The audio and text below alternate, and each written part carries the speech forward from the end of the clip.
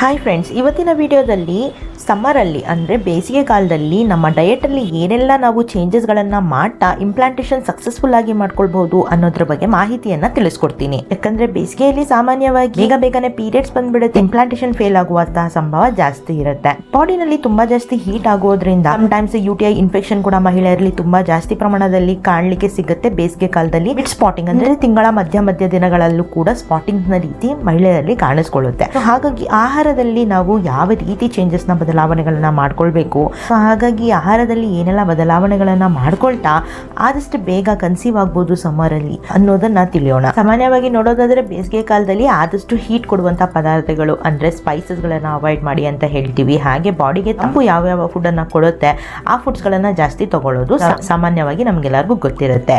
ಆದ್ರೆ ಬೆಳಗ್ಗೆಯಿಂದ ಸಂಜೆ ತನಕ ನಿಮ್ಮ ಡಯಟ್ ಅಲ್ಲಿ ಏನೆಲ್ಲ ಯಾವೆಲ್ಲ ಫುಡ್ಸ್ ಗಳನ್ನ ಇಂಪಾರ್ಟೆಂಟ್ ಆಗಿ ಆಡ್ ಮಾಡ್ಕೊಳ್ಳು ಅಂದ್ರೆ ನಿಮ್ಮ ದೇಹದ ಹೀಟ್ ನ ಜೊತೆಗೆ ಫರ್ಟಿಲಿಟಿ ಕೂಡ ಇಂಪ್ರೂವ್ ಮಾಡ್ಕೊಳ್ಬಹುದು ಅಂದ್ರೆ ಎಷ್ಟು ಒಳ್ಳೇದು ಅಲ್ವಾ. ಯಾಕಂತ ಹೇಳಿದ್ರೆ ಈ ಸಮಯದಲ್ಲಿ ನಾನು ಮೊದಲೇ ಹೇಳಿರೋ ರೀತಿ UTI ಇನ್ಫೆಕ್ಷನ್ಸ್ ಗಳು ಜಾಸ್ತಿ ಆಗುವಂತಹ ಕಾರಣದಿಂದ ಸಮ್ಟೈಮ್ಸ್ ಓವ್ಯುಲೇಷನ್ ದಿನಗಳಲ್ಲಿ ದಾಂಪತ್ಯ ಕೂಡ ಇಡೋದು ತುಂಬಾನೇ ಕಷ್ಟ ಆಗುತ್ತೆ. ಆದ್ರೆ ನಮ್ಗೆಲ್ಲರಿಗೂ ತಿಳಿದಿದೆ, ಮೊದಲನೇದಾಗಿ ಸ್ಪೈಸಸ್ ಗಳನ್ನ ಅಂದ್ರೆ ಮಸಾಲೆ ಪದಾರ್ಥಗಳನ್ನ ಆದಷ್ಟು ನಾವು ಕಡಿಮೆ ಮಾಡಬೇಕು ಈ ದಿನಗಳಲ್ಲಿ ಅಂತ. ಇದರಲ್ಲಿ 2 ಟೈಪ್ಸ್ ಬರುತ್ತೆ, ಅಂದ್ರೆ ವೆಜಿಟೇರಿಯನ್, ನಾನ್ ವೆಜಿಟೇರಿಯನ್ಸ್ ಅಂತ. ವೆಜಿಟೇರಿಯನ್ಸ್ ಜಾಸ್ತಿ ಈ ವೆಜ್ ಏನು ಡಿಶಸ್ ಮಾಡ್ತಾರೆ ಅದರಲ್ಲಿ ಸ್ಪೈಸಸ್ಗಳು ಅಷ್ಟು ಹಾಕಿರೋದಿಲ್ಲ. ಇಲ್ಲಿ ಚಿಲ್ಲಿ ಪೌಡರ್ ಆಗಿರ್ಬೋದು, ಅಂದ್ರೆ ಖಾರದ ಪುಡಿ ಆಗಿರ್ಬೋದು, ಅರಿಶಿನ ಪುಡಿ ಆಗಿರ್ಬೋದು, ಜೀರಿಗೆ ಆಗಿರ್ಬೋದು, ಇದೆಲ್ಲ ಹಾಕ್ತಿದ್ದೀರಾ ಅಂದ್ರೆ ಇದೆಲ್ಲಾನು ಏನು ಪ್ರಾಬ್ಲಮ್ ಉಂಟು ಮಾಡಲ್ಲ.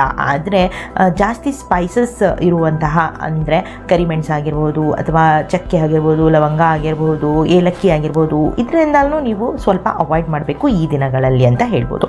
ಅದನ್ನ ಬಿಟ್ಟು ಎಲ್ಲ ಬಗೆಯ ಹಸಿರು ಸೊಪ್ಪು ತರಕಾರಿಗಳನ್ನು ನೀವು ಆದಷ್ಟು ನಿಮ್ಮ ಡೈಲಿ ಡಯಟಲ್ಲಿ ಇನ್ಕ್ಲೂಡ್ ಮಾಡ್ಕೊಳ್ಳಿ.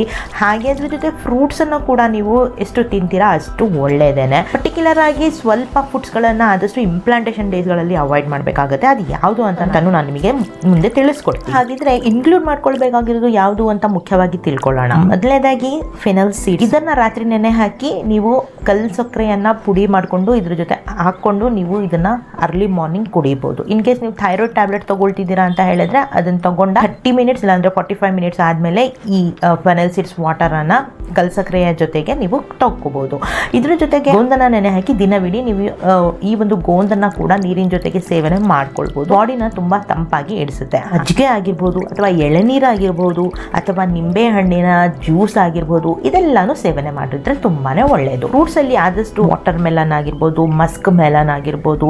ಹಾಗೆ ತುಂಬಾ ಜನ ಕೇಳ್ತಾರೆ ಮಾವಿನ ಹಣ್ಣು ತಿನ್ಬೋದಾ ಅಂತ. ತಿನ್ಬಹುದು, ಬಟ್ ಅದನ್ನ ಸೋಕ್ ಮಾಡಿ ನೀವು ತಿನ್ಬಹುದು. ಪ್ರತಿನಿತ್ಯದಲ್ಲಿ ಕೇವಲ ಒಂದೇ ಒಂದು ಮಾವಿನ ಹಣ್ಣು ತಿನ್ನೋದ್ರಿಂದ ಯಾವುದೇ ರೀತಿ ನಿಮಗೆ ಇಲ್ಲಿ ನಷ್ಟ ಆಗೋದಿಲ್ಲ ಇನ್ ಕೇಸ್ ನೀವು ಪ್ರೆಗ್ನೆನ್ಸಿ ಪ್ಲಾನ್ ಮಾಡ್ತಿದ್ದೀರಾ ಅಂದರೆ. ಯಾಕಂದರೆ ಇದು ವರ್ಷಕ್ಕೊಮ್ಮೆ ಬರುವಂತಹ ಸೀಸನ್ ಆಗಿರೋದ್ರಿಂದ ತುಂಬ ಜನಕ್ಕೆ ಕ್ರೇವಿಂಗ್ಸ್ ಇರುತ್ತೆ. ಸೊ ನೀವು ದಿನದಲ್ಲಿ ಒಂದು ಮಾವಿನ ಹಣ್ಣನ್ನು ತಗೋಬಹುದು. ಯಾವ ರೀತಿ ಅಂದರೆ 3 ಅಥವಾ 4 ಗಂಟೆ ನೆನೆದಿರುವಂತಹ ಮಾವಿನ ಹಣ್ಣನ್ನು ನೀವು ಆರಾಮಾಗಿ ಸೇವನೆ ಮಾಡಬಹುದು. ಇನ್ ಕೇಸ್ ನೀವು ಹಾಗೇನೆ ತಿಂತಾ ಇದ್ದೀರಾ ಮಾವಿನ ಹಣ್ಣನ್ನು ನೆನೆ ಹಾಕ್ತೇನೆ ಅಂದರೆ ಇದು ನಿಮಗೆ ಮತ್ತೆ ದೇಹದಲ್ಲಿ ಹೀಟ್ ಕೊಡುವಂತಹ ಸಾಧ್ಯತೆ ಇರುತ್ತೆ. ಹಾಗಾದರೆ ನಾನ್ ವೆಜ್ ಅಲ್ಲಿ ಯಾವ್ಯಾವುದು ತಿನ್ಬೋದು ಅಂತ ಹೇಳಿದ್ರೆ ಮೊಟ್ಟೆಯನ್ನ ಸೇವನೆ ಮಾಡಬಹುದು. ದಿನನಿತ್ಯದಲ್ಲಿ 1 ಅಥವಾ 2 ಮೊಟ್ಟೆಯನ್ನ ಸೇವನೆ ಮಾಡಬಹುದು. ಹಾಗೆ ನೀವು ಏನಾದರೂ ಚಿಕನ್ ತಿಂತಿದ್ದೀರಾ ಅಂತ ಹೇಳಿದ್ರೆ ಆದಷ್ಟು ಗ್ರಿಲ್ ಮಾಡಿ ತಗೊಳ್ಳಿ. ಯಾಕಂದ್ರೆ ಗ್ರಿಲ್ ಮಾಡಿ ತಗೊಳ್ಳೋದ್ರಿಂದ ಆದಷ್ಟು ನಿಮಗೆ ಇಲ್ಲಿ ಬಾಡಿ ಹೀಟ್ ಕೂಡ ಆಗೋದಿಲ್ಲ, ಹಾಗೆ ಪ್ರೋಟೀನ್ ಅಂಶ ಕೂಡ ನಿಮಗೆ ಸಿಗುವಂಥದ್ದು. ಸಾಮಾನ್ಯವಾಗಿ ದಿನಚರಿ ಇರಬೇಕು ಅಂತ ನೋಡೋದಾದ್ರೆ ಬೆಳಗ್ಗೆ ಎದ್ದ ತಕ್ಷಣ ಫೆನಲ್ ಸೀಡ್ಸ್ ಅನ್ನ ಅಂದ್ರೆ ಸೋಂಪಿನ ಕಾಳಿನ ನೀರಿನ ನೀವು ಕಲ್ಸಕ್ರೆಯ ಪೌಡರ್ನ ಮಿಕ್ಸ್ ಮಾಡಿಕೊಂಡು ಅದನ್ನ ನೀವು ಕುಡಿಯಬಹುದು. ಅದಾದ್ಮೇಲೆ ನೀವು ತಿಂಡಿಯ ಸಮಯ ಬಂತು ಅಂತ ಹೇಳಿದ್ರೆ ಸ್ಪ್ರೌಟ್ಸ್ ಅನ್ನ ನೀವು ತಗೊಳ್ಬಹುದು. ಇದು ನಿಮಗೆ ಪ್ರೋಟೀನ್ ತುಂಬಾ ಚೆನ್ನಾಗಿ ಕೊಡುತ್ತೆ. ಹಾಗೇನೆ ನಿಮ್ಮ ಎಗ್ ಕ್ವಾಲಿಟಿಯನ್ನ, ಪುರುಷರಿಗೆ ಸ್ಪರ್ಮ್ ಕ್ವಾಲಿಟಿಯನ್ನ ಇಂಪ್ರೂವ್ ಮಾಡಲಿಕ್ಕೆ ತುಂಬಾನೇ ಸಹಾಯ ಆಗುತ್ತೆ. ಇದರಲ್ಲಿ ಬಂದು ನಿಮಗೆ ಹೆಸರು ಕಾಳಾಗಿರ್ಬೋದು, ಕಡಲೆ ಕಾಳಾಗಿರ್ಬೋದು, ನೀವು ಕುಕ್ ಮಾಡಿ ಕೂಡ ತಗೊಳ್ಬಹುದು. ಹೇಳಿದ್ರೆ ನೀವು ಓಟ್ಸ್ ಅಲ್ಲಿ ಯಾವ್ದಾದ್ರು ಒಂದು ಬ್ರೇಕ್ಫಾಸ್ಟ್ ಮಾಡ್ತಾನು ತಗೋಬಹುದು. ನೀವು ಹೆಸರು ಕಾಳನ್ನ ನೆನೆ ಹಾಕ್ಬಿಟ್ಟು ಅದರ ದೋಸೆಯನ್ನ ಮಾಡ್ತಾ ಕೂಡ ನೀವು ತಗೊಳ್ಬಹುದು ಚಟ್ನಿಯ ಜೊತೆಗೆ. ಫರ್ಮೆಂಟೆಡ್ ಫುಡ್ಸ್ ಬಂದು ನಿಮಗೆ ಇಡ್ಲಿ ಆಗಿರ್ಬೋದು, ದೋಸೆ ಆಗಿರ್ಬೋದು, ಇದೆಲ್ಲಾನು ನೀವು ತಗೋಬಹುದು ಬ್ರೇಕ್ಫಾಸ್ಟ್ ಅಲ್ಲಿ. ಹಾಗೆ ನಿಮ್ಗೆ ಏನಾದ್ರು ಮಿಡ್ ಮಾರ್ನಿಂಗ್ ಅಲ್ಲಿ ಏನಾದ್ರು ಸ್ವಲ್ಪ ಹಸುವಾಯ್ತು ಅಂತ ಹೇಳಿದ್ರೆ ಎಳನೀರನ್ನ ಕುಡೀರಿ. ಮಸ್ಟ್ ಅಂಡ್ ಶುಡ್ ಎಳನೀರನ್ನ ಕುಡೀರಿ. ಇಲ್ಲಾಂದ್ರೆ ನಿಂಬೆ ಹಣ್ಣಿನ ಒಂದು ಗ್ಲಾಸ್ ಜ್ಯೂಸ್ ಅನ್ನ ಕೂಡ ನೀವು ತಗೊಳ್ಬಹುದು. ಅದಕ್ಕೂ ನೀವು ಕಲ್ಸಕ್ರೆ ಹಾಕ್ಬಹುದು. ಬೇಕಾದ್ರೆ ಗೋಂದನ ನೆನೆ ಹಾಕಿದ್ದೀರಾ ಅಂದರೆ ನೀವು ಗೋಂದನ ಕೂಡ ಒಂದು ಗ್ಲಾಸ್ ನೀರಲ್ಲಿ ಈ ಟೈಮಲ್ಲಿ ನೀವು ತಗೊಳ್ಬಹುದು. ಹಾಗೆಯೇ ಮಧ್ಯಾಹ್ನಕ್ಕೆ ಬಂದರೆ ನೀವು ಆದಷ್ಟು ಜಾಸ್ತಿ ಹಸಿರು ಸೊಪ್ಪು ತರಕಾರಿಗಳನ್ನು ತಗೊಳ್ಳಿ. ಚಪಾತಿಯ ಜೊತೆಗೆ ಸೊಪ್ಪು ತರಕಾರಿಗಳನ್ನು ಆದಷ್ಟು ನೀವು ತಗೊಳ್ಳೋದು ತಗೊಳ್ಳೋದ್ರಿಂದ ಫೈಬರ್ ಇಂಟೇಕ್ ಕೂಡ ನಿಮಗೆ ತುಂಬ ಚೆನ್ನಾಗಿ ಸಿಗುತ್ತೆ. ಬೇರೆ ಬೇರೆ ರೀತಿಯ ಕಾಳುಗಳನ್ನು ತಗೊಳ್ಬಹುದು. ರಾಜ್ಮಾ ಆಗಿರ್ಬೋದು ಅಥವಾ ಕಾಬೂಲ್ ಕಡಲೆ ಆಗಿರ್ಬೋದು, ಬೇಳೆಗಳಾಗಿರ್ಬೋದು, ವೆರೈಟೀಸ್ ಆಫ್ ಬೇಳೆಗಳು ಬರುತ್ತೆ. ಎಲ್ಲಾನು ನೀವು ಲಂಚ್ ಟೈಮಲ್ಲಿ ತಗೊಳ್ಬೋದು. ಅಂದರೆ ಏನನ್ನ ಮಿಸ್ ಮಾಡಬಾರ್ದು ಅಂದರೆ ಇದೆಲ್ಲ ತಗೊಂಡ ಒಂದು 45 ಮಿನಿಟ್ಸ್ ನಂತರ ನೀವು ಒಂದು ಗ್ಲಾಸ್ ಮಜ್ಜಿಗೆಯನ್ನು ಸ್ವಲ್ಪ ಜೀರಿಗೆ ಪುಡಿ ಹಾಕಿ ತಗೊಳ್ಳೋದ್ರಿಂದ ನಿಮಗೆ ಇನ್ನೂ ಚೆನ್ನಾಗಿ ಡೈಜೆಷನ್ ಆಗುತ್ತೆ. ಬಾಡಿ ಕೂಡ ತಂಪಾಗಿರೋದಕ್ಕೆ ತುಂಬಾ ಸಹಾಯ ಕೊಡುತ್ತೆ. ಆ್ಯಂಡ್ ಇದ್ರ ಜೊತೆಗೆ ನೀವು ಸ್ನ್ಯಾಕ್ಸ್ ಅಂತ ಬಂದಾಗ ಮಸ್ಕ್ ಮೆಲನ್ನು, ವಾಟರ್ ಮೆಲನ್ ಆಗಿರ್ಬೋದು, ಅದೆಲ್ಲನೂ ನೀವು ಈ ಟೈಮಲ್ಲೂ ತಗೊಳ್ಬೋದು. ಇನ್ ಕೇಸ್ ನಿಮಗೆ ಮಂಚಿಂಗ್ ಮಾಡಬೇಕು, ನಿಮಗೆ ಫ್ರೂಟ್ಸ್ ಬೇಡ ಅಂತ ಹೇಳಿದ್ರೆ ನೀವು ಮಖಾನನ ರೋಸ್ಟ್ ಮಾಡಿ ತಗೊಳ್ಬೋದು. ಆ್ಯಂಡ್ ನೆಕ್ಸ್ಟ್ ನೀವು ಏನಾದರೂ ರಾತ್ರಿಗೆ ನಿಮಗೇನಾದರೂ ಹಸುವಾಗಿದೆ ಅಂತ ಹೇಳಿದ್ರೆ ತುಂಬ ಲೈಟ್ ಡಿಶಸ್ನ ಹಿಚಡಿ ಮಾಡ್ಕೊಂಡು ತಗೊಂಡ್ರು ನಿಮಗೆ ತುಂಬಾ ಒಳ್ಳೆಯದು. ಇಲ್ಲ ನೀವು ಸೂಪ್ ತಗೊಳ್ತಾ ಇದ್ದೀರಾ ಅಂತ ಹೇಳಿದ್ರು ನೀವು ತರಕಾರಿಗಳ ಸೂಪನ್ನು ಕೂಡ ನೀವು ತಗೊಳ್ಬೋದು. ಟೊಮ್ಯಾಟೊ ಸೂಪನ್ನು ಕೂಡ ನೀವು ಆಲ್ಟರ್ನೇಟಿವ್ ಡೇಸಲ್ಲಿ ತಗೊಳ್ಬೋದು. ಅತಿ ಹೆಚ್ಚಾಗಿ ನೀರನ್ನು ಕೂಡ ಸೇವನೆ ಮಾಡಬೇಕು. ಸೊ ದಟ್ ನಿಮಗೆ ಸರ್ವಿಕಲ್ ಮ್ಯೂಕಸ್ ಬರೋದ್ರಲ್ಲೂ ಕೂಡ ಯಾವುದೇ ರೀತಿ ಸಮಸ್ಯೆ ಆಗೋದಿಲ್ಲ. ಸ್ಪರ್ಮ್ಸ್ ಕೌಂಟು, ಮೊಟಿಲಿಟಿ ಎಲ್ಲ ಪುರುಷರಲ್ಲಿ ತುಂಬ ಚೆನ್ನಾಗಿರುತ್ತೆ. ಪ್ರೋಟೀನ್ ರಿಚ್ ನೀವು ಡಯಟ್ ತಗೊಳ್ಳೋದ್ರಿಂದ.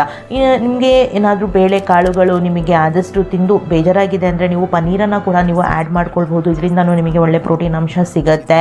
ಸೊ ಹಾಗಾಗಿ ಇದರಿಂದ ನಿಮಗೆ ರಾತ್ರಿ ನಿದ್ದೆ ಚೆನ್ನಾಗಿ ಬರೋದ್ರಿಂದ ಹಾರ್ಮೋನ್ಸ್ ಬ್ಯಾಲೆನ್ಸ್ ಆಗುತ್ತೆ, ಓವ್ಯುಲೇಷನ್ ಚೆನ್ನಾಗಾಗುತ್ತೆ, ದಾಂಪತ್ಯ ಇಡ್ಲಿಕ್ಕೆ ಲಿಬಿಡೋ ಕೂಡ ತುಂಬ ಚೆನ್ನಾಗಿರುತ್ತೆ ಗಂಡ ಹೆಂಡತಿ ಇಬ್ಬರಲ್ಲೂ ಕೂಡ. ಆ್ಯಂಡ್ ಇಂಪ್ಲಾಂಟೇಷನಲ್ಲೂ ಯಾವುದೇ ರೀತಿ ನಿಮಗೆ ಸಮಸ್ಯೆ ಆಗೋದಿಲ್ಲ. ಸೊ ಹಾಗಾಗಿ ಈ ಸಿಂಪಲ್ ಡಯಟ್ಗಳನ್ನು ಫಾಲೋ ಮಾಡ್ಕೊಳ್ತಾನೆ ಆರಾಮಾಗಿ ಈಸಿಯಾಗಿ ಕನ್ಸೀವ್ ಆಗ್ಬೋದು. ಇನ್ ಕೇಸ್ ನಿಮಗೆ ಏನಾದರೂ ಫರ್ಟಿಲಿಟಿ ಇಶ್ಯೂಸ್ ಏನಾದರೂ ಇತ್ತು ಅಂತ ಹೇಳಿದ್ರೆ ನೀವು ನಮ್ಮ ಒಂದು ಸಹಾಯ ಕೂಡ ಪಡೀಬಹುದು. ಆನ್ಲೈನ್ ಮೂಲಕ ನೀವು ನಿಮ್ಮ ಒಂದು ಸಮಸ್ಯೆಗೆ ತಕ್ಕಂತೆ ನಮ್ಮ ಕಡೆಯಿಂದ ಟಿಪ್ಸ್ ಆಗಿರ್ಬೋದು ಅಥವಾ ನಾವೇ ಸ್ವತಃ ಪ್ರಿಪೇರ್ ಮಾಡುವಂತಹ ಮನೆ ಮದ್ದು ಅಂತ ಏನು ಹೇಳ್ತೀವಿ, ಗಿಡಮೂಲಿಕೆಯನ್ನು ಮಿಶ್ರಣ ಮಾಡಿ ನಾವು ಮಾಡುವಂತಹ ಪೌಡರ್ಗಳನ್ನು ಕೂಡ ನೀವು ತಗೊಳ್ಬೋದು. ಇದರಿಂದನೂ ನೀವು ಆದಷ್ಟು ಬೇಗ ಗರ್ಭಿಣಿಯಾಗುವಂತಹ ಚಾನ್ಸಸ್ ಜಾಸ್ತಿ ಇರುತ್ತೆ. ಸೊ ಕಾಂಟ್ಯಾಕ್ಟ್ ನಂಬರ್ ನಿಮಗೆ ಡಿಸ್ಪ್ಲೇಯಲ್ಲಿ ಕಾಣ್ತಾ ಇರ್ಬೋದು.